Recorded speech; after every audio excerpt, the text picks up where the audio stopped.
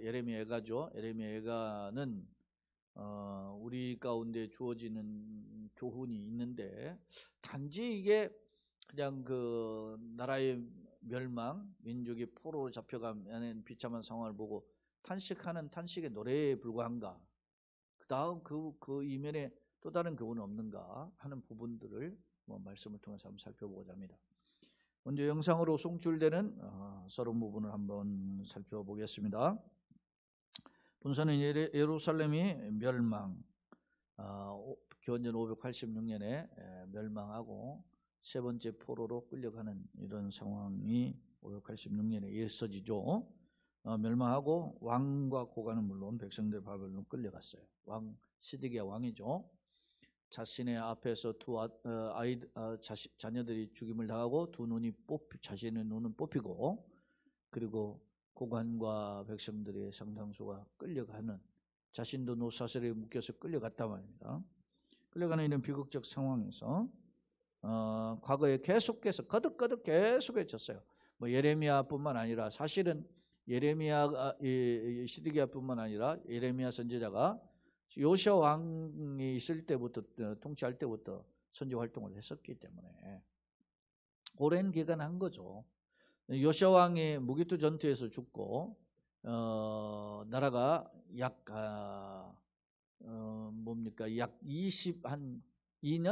22년 만에, 무기투 전 600호 한 5년에 죽었거든요.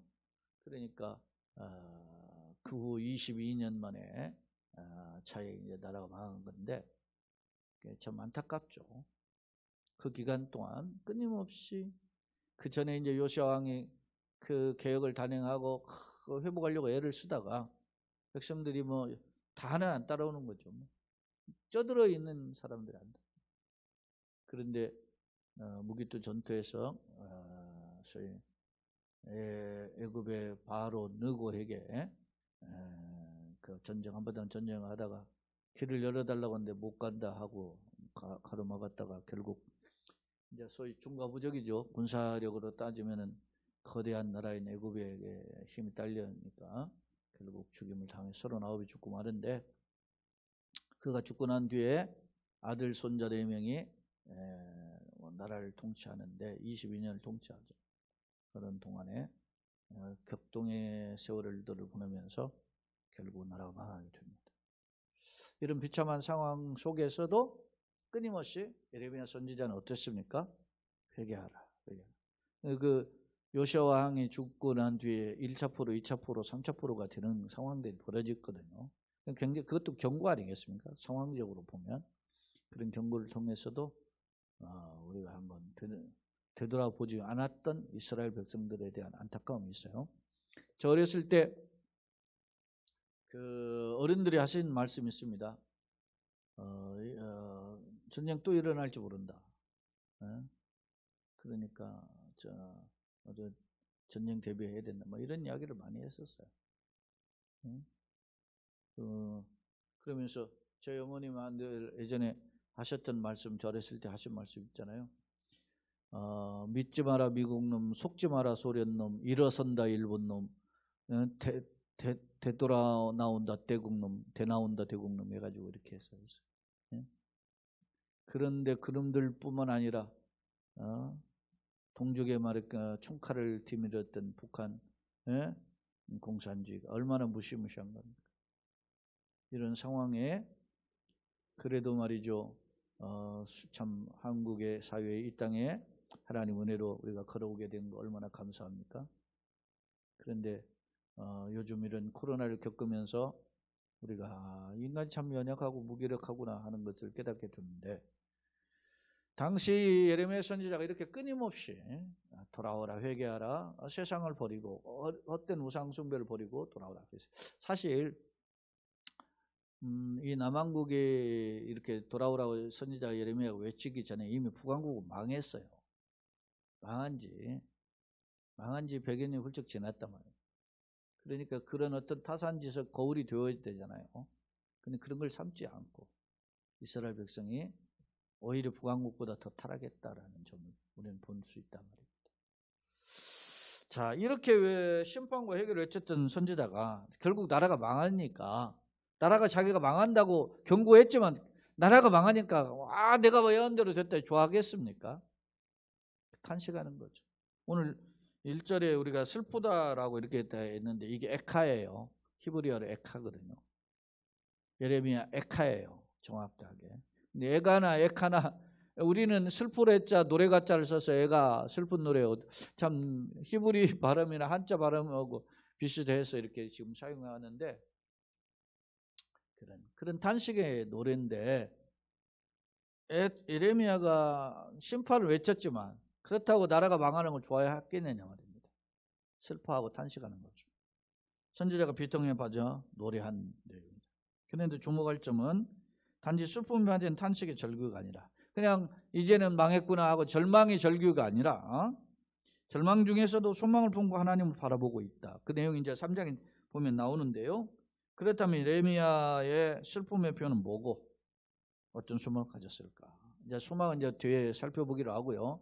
슬픔은 오늘 이제 우리가 볼 수 있어요. 나라의 멸망, 민족의 멸망, 가장 그렇게 화려하고 자랑했던 예루살렘 성전과 그리고 그 예루살렘 화려한 그 궁궐들을 비롯한 성곽들이 다 무너지잖아요. 그러한 상황을 보면서 하는 것이죠. 자, 그럼 이제 예레미야 에카에는 어떤 성경인지 한번 종류 및 특징을 한번 살펴보겠습니다. 제목 및 저자. 제목은 예레미야 에가로 이렇게 우리가 했는데, 에가가 에카라고 하는 첫 단어, 슬프다 이렇게 번역이 됐거든요. 근데 이 단어가 에카가 슬프다라고 번역이 되지만 또 다른 번역에 보면 얼마나, 어떻게, 어찌하여 이런 뜻으로도 번역이 됐어요. 보니까. 그러니까 이게 아니라 일종의 감난사인데 탄식하는 그런 표현임을 알 수 있어요. 그래서 히브리서 이렇게 이제 랍비들이라든지 전통적으로 첫 단어라든지 그 문장의 특징을 뽑아서 그 제목을 삼는 경우가 많은데, 우리가 1장에서 또 그 다음에 2장에서 슬프다, 그 다음에 이제 4장에서도 슬프다, 이렇게 첫 단어가 에카로 시작이 되거든요. 그래서 그 첫 단어 에카를 통해서 그리고 저자가 누굽니까? 예레미야로 보는 거예요. 왜냐하면 예레미야의 내용하고 예레미야 에카의 내용하고 문장의 내용이 일치점들이 보이는 부분이 있다. 그래서 전통적으로 이 글은 예레미야 선지자가 썼다라고 증거하고 있고, 제가 이제 두 번째 화면에 지금 보여주고 있는 거죠. 그 보면 거기에 보면 랍비들은 에가라가의 뜻인 슬프레자 노래가자의 뜻인 키노드라는 히브리어는 보면 장례식에 애도할 때 사용되는 표현인데, 그런 말로 변경해서 이 예레미야 에가를 사용했는데, 예레미야서와 유사한 이 표현들을 근거로 예레미야 선지자가 기록했다라고 합니다. 주목할 점은 헬라 역본, 구약 성경은 히브리어로 되어 있잖아요. 근데 구약 성경에 헬라어로 번역한 것을 역본이라고 하죠. 번역에서 있는 거 역본이죠. 베껴 적은 건 사본이에요. 원본이 있다면 필사 베껴 적은 건 사본이죠. 그것을 다른 말로 번역한 건 역본이에요. 우리가 개역 성경 역본이잖아요. 영어 성경 다 역본이에요. 그러니까 우리가 권위를 따지면 원본이 제일 중요하고 그 다음에 사본, 그 다음에 역본, 이런 식으로 이제 등급이 있는데, 구약 성경을 헬라 말로 번역한 그 역본, 셉투아진트도 있지만 헬라 역본인 알렉산드리아 역본을 보면, 거기 알렉산드리아 역본 1장 1절을 제가 다 소개하지는 않고 그 일부분을 제가 했어요. 예레미야는 앉아서 예루살렘에 대하여 에가로 울며 말했다. 이렇게 예레미야 에가의 1장 1절을 알렉산드리아 역본에는 이렇게 나온다는 거예요.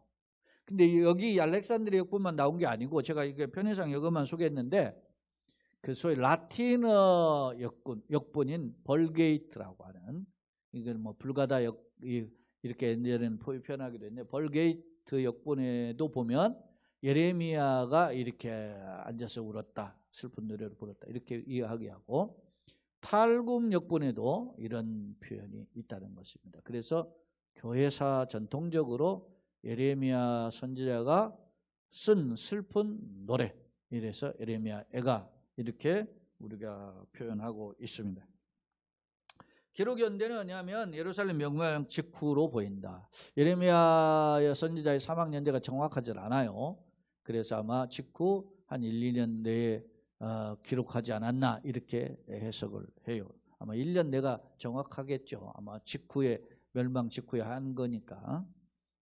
그렇습니다. 그럼 무슨 목적이냐? 아까 제가 이야기하죠. 단지 슬픈 노래만 예루살렘이 멸망하고 성전이 무너지고 백성들이 포로로 끌려가는 것을 슬퍼하는 노래만 담은 거냐? 1장에서 5장까지.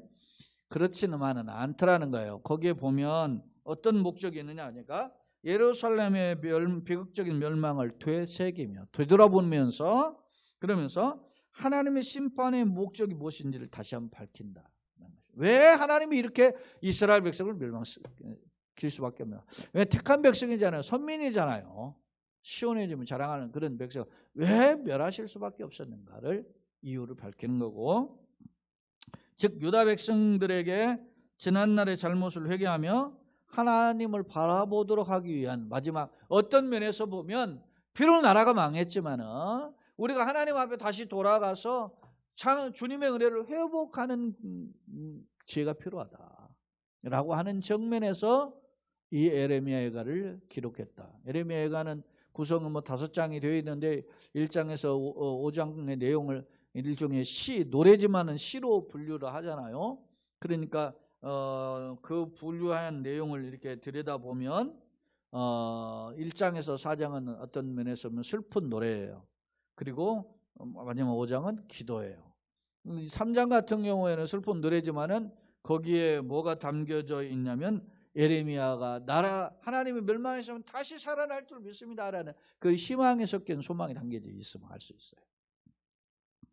자, 주된 특징입니다. 히브리 성경의 율법서, 예언서, 성문서 이런 게 이런 모든 게 예레미야 성경에 다 함축적으로 소위 말하면 이렇게 집합되어 있다 그런 뜻입니다. 두 가지를 하나 우리가 볼 수 있는, 첫째는 예레미야 멸망에 대한 노래잖아요. 예레미야 멸망. 자, 예레미야 예언대로 바벨론에서 멸망했죠. 나라가 이스라엘 멸망했는데 이는 왜 망했느냐? 불신앙과 하나님을 향한 반역, 대적 행위를 통해서 그에 따른 어려요 심판의 결과로 말미암아 나라가 망했다라고 하는 점을 상기하고 있어요. 그러면서 이런 국가적인 멸망을 바라보면서 비통해하는 그런 선지자의 모습을 노래로 담고 있어요. 두 번째는 앞서 제가 얘기했잖아요. 단순히 슬픔의 노래만이 아니라 하는 것이죠. 그럼 뭐냐? 하나님의 긍휼과 소망, 여호와의 인자와 긍휼이 무궁하시기 때문에, 이게 지금 3장 22절이죠. 여호와의 인자와 긍휼이 무궁하시고 우리가 진멸되지 아니하니이다. 이것이 아침마다 새로우니 주의 성실이 크도소이다. 이게 3장 22절이고 그 다음에 3장 23절에 말씀이 있는 거예요. 네? 그런 내용을 기록하고 있다는 점이야. 이것이 아침마다 새로워. 그러니까 현실을 보면은 나라가 멸망했지만은 그러나 여호와의 인자와 긍휼이 무궁하다 말이야. 그것을 내가 아침마다 다시 한번 되새기면서 다시 출발합니다. 다시 재출발하는 그런 소망을 품는 것입니다. 예레미야 자신만 품었겠어요? 백성들에게 이런 소망을 품으라고 권고하는 거죠. 그런 것임을 엿볼 수 있습니다. 자, 그 다음에 이제 이 그리스도와의 연관성, 학자들은 이런 해석도 해요. 한번 이제 주목할 부분이 있어서 제가 한번 소개하는데, 예루살렘 멸망을 바라보면서 이 탄식하는 노래하는 이 탄식의 노래잖아요. 이게 누가 합니까? 지금 예레미야가. 그러니까 예레미야의 어떤 비통한 심정을 잘 묘사하고 있죠. 예레미야에게는. 그런데 이런 예루살렘의 황폐하며 하는 것을 예견하고 예수님이 예루살렘아 암탉이 날개를 품으려 한 것처럼 내가 너희를 품으려 한 게 못 보여드렸더냐 그러면서 너희가 이 평화에 관한 소식, 멸망에 관한 것을 알았다면 얼마나 좋았을 것인가. 장차 이게 돌 위에 돌 하나도 남는 게 아니라 다 무너진다 그러잖아요. 제자들이 성전의 아름다운 돌 미석으로 한 꾸민 것을 자랑하니까 예수님은 이게 돌 위에 돌 하나 남지 다 무너진다. 마태복음 25장에 보면 심판날에 이런 일이 벌어지게 될 것이다. 언제 이런 일이 있겠습니까? 그럴 때 24장 25장에서 계속 설명하잖아요. 난리 소문이 있고 기근이 있고 전쟁의 소문과 이제 이런 각종의 재난의 소식이 있을 때 어떻게 해요? 밭을 베는 사람은 말이죠. 지붕에 있는 사람 내려가지 말고 산에 있는 사람 내려오지 말고 그러다. 그러면 그날에 아이 뵌 여자에게 화가 있다. 어린 아이 여자에게 이런 일이 무시무시한 심판날이 올 것을 이야기하잖아요. 그것은 종말의 심판의 때를 경고해요. 예루살렘의 멸망, 예레미야는 예루살렘 멸망을 통해서 탄식했다면 예수님은 어떻게 해요? 이 땅에 하나님 없이 떠나가는 멸망하는 예루살렘 원근 통치법으로 가깝게는 예루살렘의 멸망이 멀리는 뭐예요? 종말론적인 심판의 준비 없이 그냥 황망하게 심판을 맞이하는 종말을 맞이하는 자들을 향한 예수님의 탄식이잖아요. 마치 그런 면에서 보면 예수님과 예레미야의 그 탄식의 모습이 유사성이 있다. 이렇게 학자들이 이제 보는 견해를 제가 인용해 왔어요. 자, 제가 읽어볼게요. 예루살렘 멸망을 받은 비통해하는 선지자의 모습이 예루살렘의 황폐화를 예견하며 탄식하자 예수님의 표현과 흡사하다. 즉 심판을 거듭 경고의 점을 회개하지 않고 오히려 그렇지만 그럼에도 예레미야를 어떻게 옥에 가두고 진흙들에 가두고 버리잖아요. 그런 예수님을 어떻게 해요? 사람들이 십자가에 매달려버렸잖아요. 안타깝죠. 그러니까 예수님이 막 십자가 골고다상에 갈 때 막 여인들이 울고 따라오잖아요. 그러니까 예루살렘 딸들아 나를 위하여 울지 마 너희와 너희 자제를 위하여서 울라 그러잖아요. 그런 말씀을 보면 이 정말로 하나님의 그 영광의 소식, 복음의 소식을 깨닫고 듣고 깨닫는 그것이 얼마나 은혜인지 오늘 말씀을 통해서 다시 한번 돌아보게 됩니다. 내용 전개는 오늘 5장으로 되어 있는데 이게 5편의 시로 학자들은 분류해요. 이제 전반에 1장에서 4장까지 4편의 시인데 첫 번째 장은 선지자의 슬픔을 이제 토로하는 내용의 시고 두 번째 장은 하나님 앞에 긍휼을 간구하는 기도문으로 되어 있고 또 3장 예레미야 우국 충정의 마음이 잘 담겨져 있어요. 국가를 사랑하는 마음, 민족을 사랑하는 마음 이런 것이 담겨져 있고 4장은 절망 중에서 소망을 잃지 않는 왜 그래요? 깊은 믿음이 있었기 때문에 가능합니다. 여러분요 청교도 왓슨이 이야기했던 청교도의 토마스 왓슨이죠. 토마스 왓슨이 이야기했던 우리가 말이죠 이성이 걸어갔을 때 믿음은 헤엄칠 수 있다 이런 말을 했잖아요. 그러니까 우리가 이게 아무것도 안 된다고 할 때 믿음은 할 수 있는 겁니다. 할 수 있거든. 무슨 말 믿는 자에 능치 못하면 예수님 말씀하셨잖아요. 예수님께서 예수님 앞에 야 너희가 먹을 것이 있느냐 그랬으니까 그랬더니 빌립이 이야기하자면 이 사람들 나눠줄 200대는 떡이 필요합니다. 그때 너희가 뭐 먹을 게 있느냐 하니까 안드레가 어린아이를 통해서 가져온 떡 보리떡 5물고기 2마리 가지고 축사하시니까 그 남자 5,000명 먹고서나 나무 광주 12광주에 풍성하잖아요. 이게 상상할 수 없는 일이 벌어져요. 예수님은 제자들과 함께 동행하면서 그들에게 어떤 고비 때마다 흔들리는 모습을 향해서 예수님 책망하죠. 특히 예를 들어서 무리를 걸어 오실 때 처음에 유령인가 생각했다가 예수님이시다 하니까 베드로가 주님이신 거든 나를 명하사 오라 하소서 그러니까 오라 하니까 무리를 보고 예수님 바라보고 가다가 물과 바람을 보고 베드로가 무서워서 빠져갈 때 주여 나를 구원하소서 할 때 예수님 건져주시죠. 왜 의심하였느냐 믿음이 적었냐 그랬잖아요. 또 예수님이 이제 바다를 가지고 이제 건너가시는데 예수님 주무셔요. 그때 풍랑이 일어나고 막 배 안에 물이 가득하게 되었을 때 예수님 깨우죠. 예수님 우리가 죽게 되었나이다. 그때 예수님께 바람과 바다를 꾸짖고서나 이어서 제자들 하죠. 믿음이 적은 자들 이야기하시지 않습니까? 여러분요 우리가 우리의 차원으로 사는 것은 이성과 합리적인 생각과 과학과 판단으로 사는 겁니다. 그러나 우리가 믿는다, 예수님을 믿는다, 하나님을 믿는다, 성경 말씀 믿는다, 약속을 믿는다는 것은 내 차원이 아닌 하나님의 차원으로 갈아타는 작업이란 말입니다. 때문에 누구든지 그리스도 예수 안에 있으면 새로운 피조물이라 그렇게 말씀하는 거죠. 우리가 새로운 born again, 새로운 피조물로 되는 하나님의 자녀로 내 생각이 바뀌어야 되는 거예요. 육신의 모습은 그대로잖아요. 그런데 여전히 이 세상에 살고 있단 말입니다. 눈을 떠보면 여전히 그 세상이에요.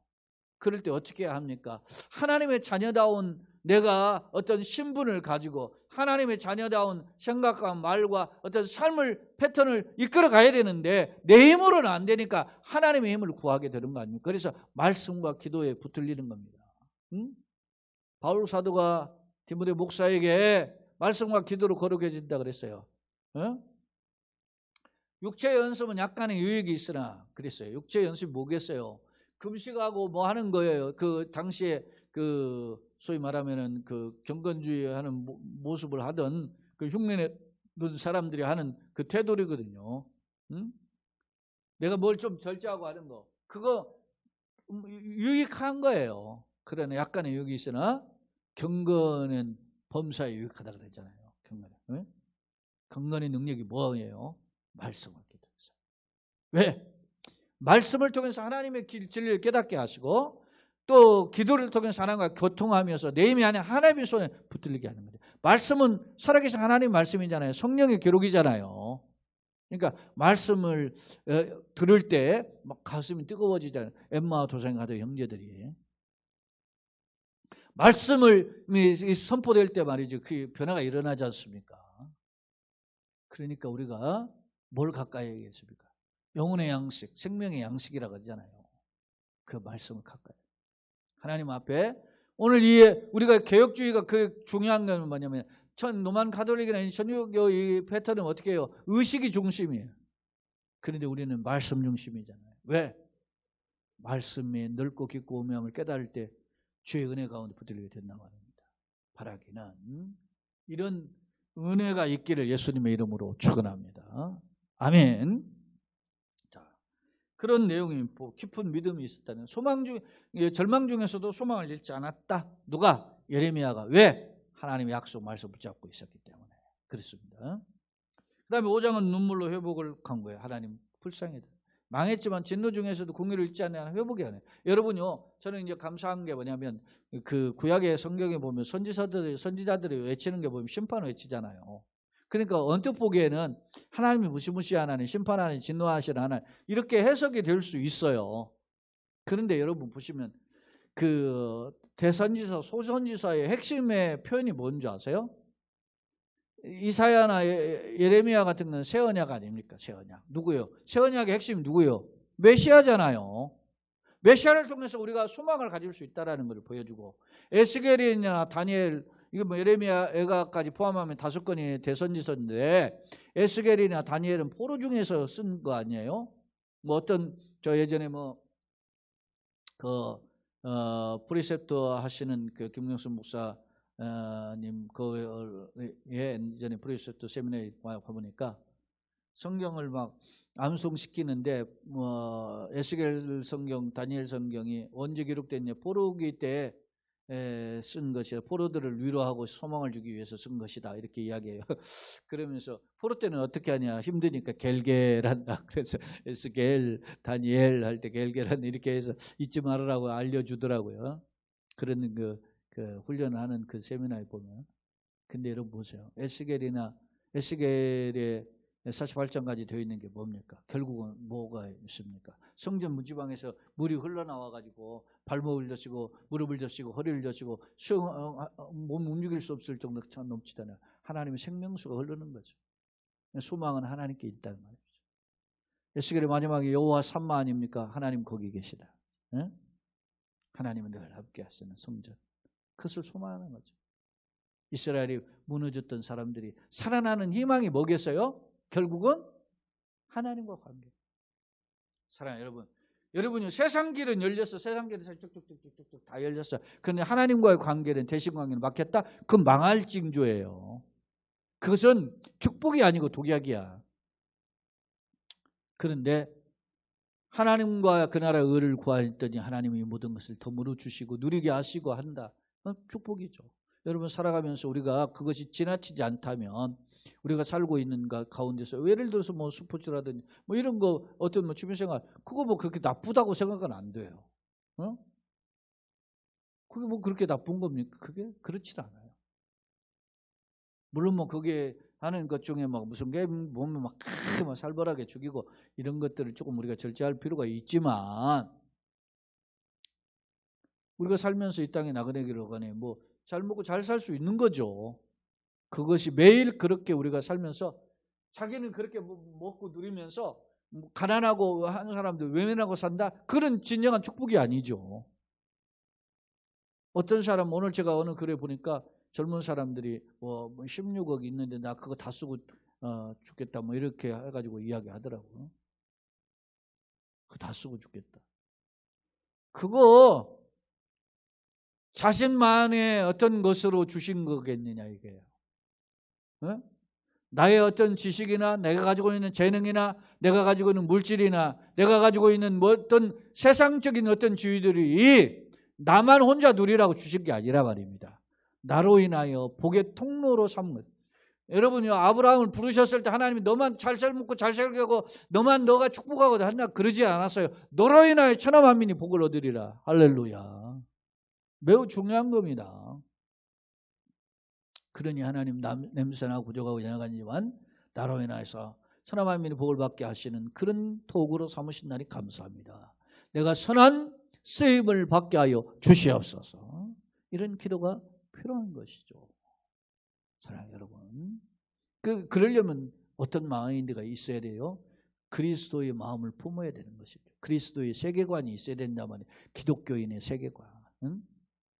여러분요, 예수님을 우리가 가장 본받아야 할 분이 누굽니까? 예수님 아닙니까? 예수님이 어떻게 사셨습니까? 어떤 말씀을 가르쳤는가요? 그래서 우리가 창념하는 것입니다. 그게. 그리고 우리의 삶의 방향이 정해진 거죠. 자, 이제 성경 말씀을 이제 1절로 4절인데 조금 빨리 살펴보겠습니다. 자, 1절로 4절 슬프다 이성이요. 슬프다 에카라는 단어고 얼마나 어떻게 뭐 어찌하여 뭐 이런 뜻으로 번역할 수 있다.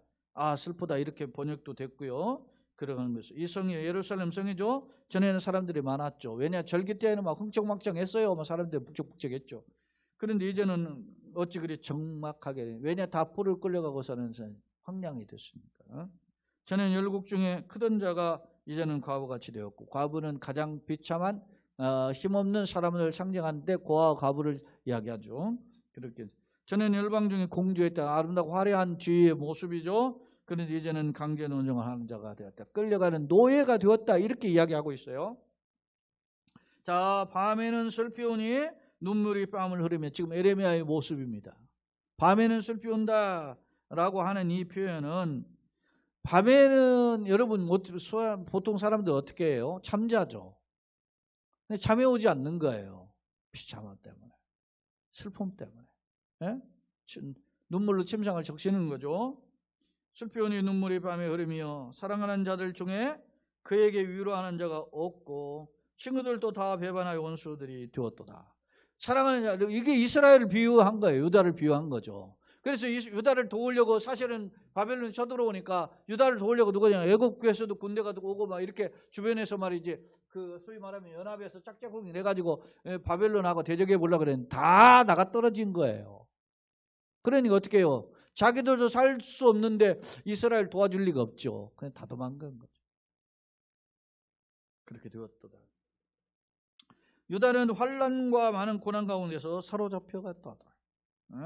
그가 열국 가운데 거주하면서 쉴 곳을 얻지 못하며 그를 핍박하는 모든 자들이 궁지에서 그를 뒤따르다. 이 궁지라는 단어를 제가 이게 히브리어를 제가 살펴보니까 이 궁지라는 단어가 벤함메 차렘이라고 하는 건데 이 히브리어로 벤함메 차렘이에요.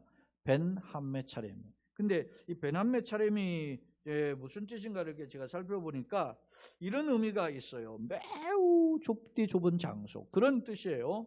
그러니까 이게 뭐냐면 화려하고 넓던 것이 좁대좁아 그래가지고 왜소해진 그런 비참한 모습을 대조적으로 어떤 비유적으로 표현한 거죠. 그러면서 궁지에서 그를 뒤따라가서 그냥 막 해가지고 막 살려고 막 도망가서 숨었는데 거기까지 가서 잡아가지고 이제 끌고 가버리는 거죠. 자, 시온의 도로들이 슬퍼하며 절기를 지키러 나아가는 사람이 없습니다. 절기 때는 하나님께 예배하러 나오는데 지금 뭐 다리야 나 살려 해가지고서는 뭐 하는데 누가 와서 여기서 제사합니까? 코로나 오니까 아예 안 오잖아요. 오늘 좀 보면 다 안 오지 않습니까? 사람들이 황폐해진 이 모습. 답답한 부분이 있죠. 어떻게 해야 되나? 저도 그런 생각이 들어요. 야, 이거 우리가 국가의 방역 수칙을 지키기 위해서 이렇게 중단했는데 이때는 이제 회복하지 않으니까 또 그 참 그러잖아요. 답답함이 있어요. 자, 나아가는 사람이 없습니다. 모든 성문이 적막하여 제사장들이 단식하며 전에도 근심하며 시온도 곤고함을 받았도다 라고 표현하고 있어요. 그러니까 여러분이 오늘 1절로 4절만 우리가 짧은 구절 살펴봤지만 그 속에 뭐예요? 슬프다는 단어를 비롯해 곤고하다, 궁지, 비참함 뭐 이런 단어들로 가득 차잖아요. 적막함, 황폐함 이런 단어. 이게 그러니까 밤에도 잠음이 오지 않는 거예요. 선지자 예레미야의 슬픔이 오늘 우리가 맛보기로 보여졌는데 오늘 1장에는 이런 선지자의 슬픔이 잘 담겨져 있어요. 편의상 제가 11절까지 나눴다가 오늘 총론 내용이 좀 길어서 4절까지만 살펴보았습니다. 바라기는 오늘 우리에게 이런 말씀을 통해서 다시 한번 깨닫는 그런 그리고 우리 자신을 돌아보고 준비하는 그런 계기가 되기를 소원합니다. 그 다음에 이제 마지막 결론인데요. 유대인들은 전통적으로 매년 예레미야 애가를 읽으면서 예루살렘 멸망과 성전의 파괴를 기억하며 애통한다. 그래요. 정기적으로 이거 국가의 멸망을 하는 거죠. 우리도 뭐 예를 들어서 뭐 광복절날 그런 게 있죠. 국가의 해방을 기뻐하는 날이 있죠. 근데 뭐 한일 합방에 대한 그 슬픔하는 사람은 별로 없죠. 어찌됐든 6.25 뭐 이런 거 기념일 이런 걸 통해서 우리가 한번 전쟁에 대한 참상을 다시 한번 돌아보면서 이렇게 하고 뭐 이렇게 이런 것들이 있어야 되는 거 아니겠어요? 본서는 이스라엘 멸망의 참상을 대변하고 있다. 특히 에카 슬프다 어찌하여 이런 단어로 번역이 되는데 이 슬프다로 시작하고 있는데 이는 참담한 상황을 목격하고 현재를 목격하는 거죠. 막 왕자들 죽임당하고 왕이 끌려가고 두눈 뽑히고 막 지도자를 끌려가고 막 이런 참담한 상황을 보는 거죠. 성전 다 불타고 성전에 있는 그릇들 다 끌려가고 그런 걸 경험했던 예레미야의 북받치는 슬픔을 잘 알거든요. 비록 심판을 선포했던 선지자지만 마음 한켠으로는 어떻게 나라가 망하지 않았으면 얼마나 이런 게 있었지 않겠습니까? 그런 모습을 잘 표현하고 있어요. 사실 선지자는 이런 일이 벌어질 것을 거듭 경고했죠. 이 20년 동안 이렇게 앞서 이렇게 22년 동안 계속 선포했지 않습니까? 하지만 백성들은 들키지 않았고 결국 국가의 멸망과 포로라는 현실에 직면하게 되었던 것이다. 그렇다. 자, 선포할 때는 메시지가 선포될 때는 어떻게 기회가 있다는 거예요. 부모가 너 그러다가 맞는다, 혼난다, 왜 맞는다 이렇게 하면은 아직 왜 안 때린다는 거 아닙니까? 용서해 줄 수 있는 기회가 있다는 겁니다. 사랑하는 여러분, 우리가 정말 이 코로나와 같은 위기를 맞고 있지만 그러나 아직 우리가 덜 맞은 거예요. 아직 살 수 있는 길이 있다는 거죠. 이럴 때 우리가 엎드린다면 주의 은혜가 회복이 될 줄로 믿습니다. 그 회복을 위해서 내 자신과 가정과 교회가 이 땅 그리스도인들을 회복되게 하셔 더 나아가서 이 땅에 치료의 광선을 발하소서 정말로 회복이 되는 역사가 있게 하여 주옵소서. 올해 표가 내일 걸음을 걷는 백성이 그들의 약한 길에서 스스로 낮추어 하늘에 하나님을 구하면 내가 하늘에서 듣고 그 땅을 고칠지라. 그들의 죄를 사하고 그 땅을 고친다 그랬어요. 하나님께서 베푸신 공의를 덧입는 예수 하나님을 바라보고 예수 십자가를 바라보고 주님 앞에 다시 엎드리는 불쌍히 해달라고 간구함으로써 위로를 덧입는 우리 성도요 교회요 가정 되시기를 예수님의 이름으로 축원합니다. 날씨가 추워지는데 영육 강건하고 평강으로 이끌어 주시기를 거듭 예수님의 이름으로 축원합니다. 아멘. 참